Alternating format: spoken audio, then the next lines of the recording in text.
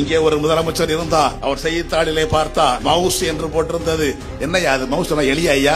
இல்லைங்க, இது கம்ப்யூட்டர்ல உள்ள ஒரு முக்கியமான பகுதி, அதை வச்சு நகர்த்தினாதான் எல்லாமே இயங்கும் என்றார்கள். இந்த மவுஸை எந்த நாடு அதிகமா தயாரிக்கிறது? செய்தித்தாள் சொன்னது தைவான். தைவான் என்ற ஒரு சின்னஞ்சிறு நாடு இவற்றை உருவாக்க முடியும் என்றால் அதை விட பெரியதல்லவா தமிழ்நாடு? நாம் ஏன் உருவாக்க முடியாது?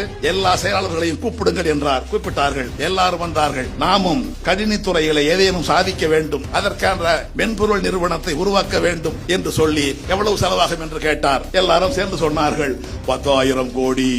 10,000 கோடி கொடுப்பதற்கு எந்த பொதுத்துறை நிறுவனம் முன் வருகிறது என்று ஒவ்வொருவரையாக கேட்டார். நாங்க ஒரு 1000 கோடி, நாங்க ஒரு 50 கோடி, சரிப்படாது, நாங்க ஒரு 200 பொருந்தார். அதிகமா நான் 5000 கோடி கொடுப்பேன்.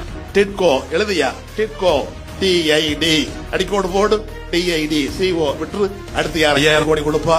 எல்காட் அதை எழுது EL. அந்த TID EL ரெண்டையும் சேர்த்து பேரா வச்சிருங்க, அதான் டைடல் பார்க். இன்றைக்கு அதை அறிவித்தவர் தான் முத்தமிழறிஞர் கலைஞர் அவர்கள். அந்த மென்பொருள் நிறுவனம் உருவானதனாலே தான் இன்றைக்கு உலகம் முழுவதும் எல்லா சமூகத்தை சேர்ந்தவர்களும் உயர்ந்த பொறுப்பில் இருக்கின்றார்கள். மென்பொருளுக்காக ஒரு கல்வி கொள்கையை உருவாக்கியது இந்தியாவிலேயே முதல் முறையாய் தமிழ்நாடுதான். கணினி பாடத்தை மேல்நிலை வகுப்பிலே பாடத்திட்டத்தில் சேர்த்தது தமிழ்நாடுதான்.